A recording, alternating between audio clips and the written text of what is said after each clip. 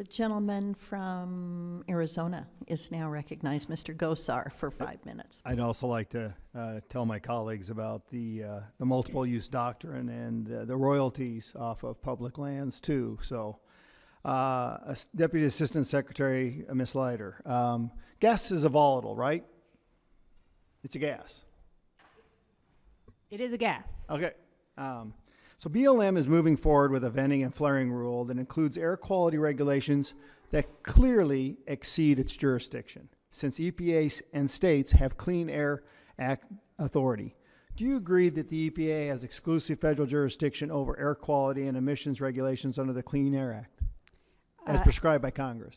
I certainly agree that EPA is charged with implementing the Clean Air Act. We are charged with reducing waste. I asked a question. I mean, to quantify it, they have sole jurisdiction along with states in Clean Air Act. Under the Clean Air Act, yes. So several provisions in the proposed rule are similar, or the same or similar to what EPA recently proposed in its new source performance standards, Quad OA. EPA has not yet responded to public comment on this standard and finalized the rule. How does BLM justify proposing and relying on another agency's proposed regulations that are still subject to review and potential revision? In terms of our assessment of the costs of the rule, we actually went through and very carefully evaluated the costs and benefits of the rule if EPA finalizes its rule, and separately if they do not. Okay.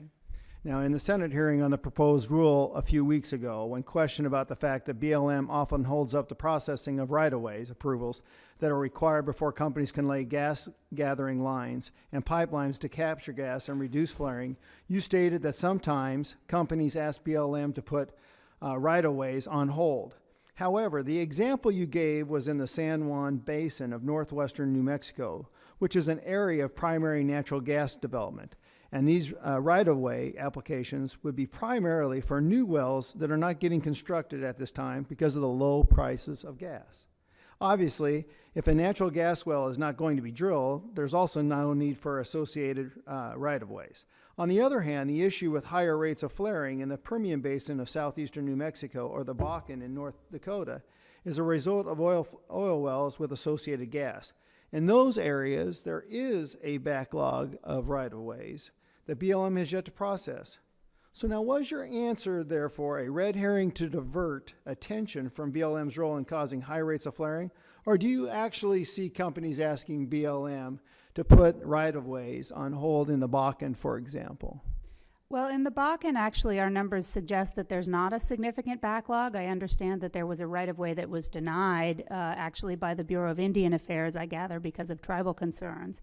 But when we look, for example, in Dickinson, North Dakota, there are only 4 or 5 pending right-of-way applications there. There's not a significant backlog. You provide those for the record, please?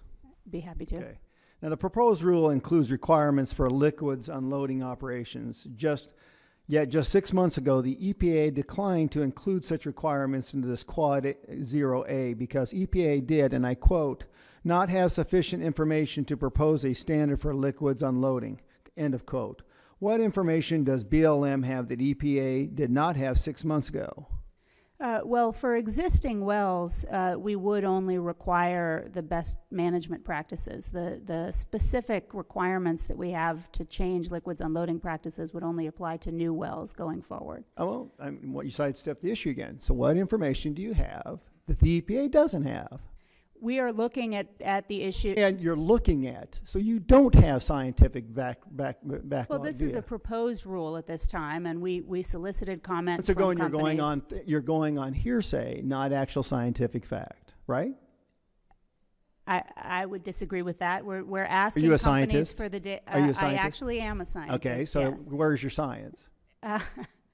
We've asked companies for data about the liquids unloading practices. I mean, we use the best information that we have available to us. That's what we put in the proposed rule. We've requested industry to comment. If they disagree with what we've used, we'll take account of those comments and we'll modify the final rule accordingly.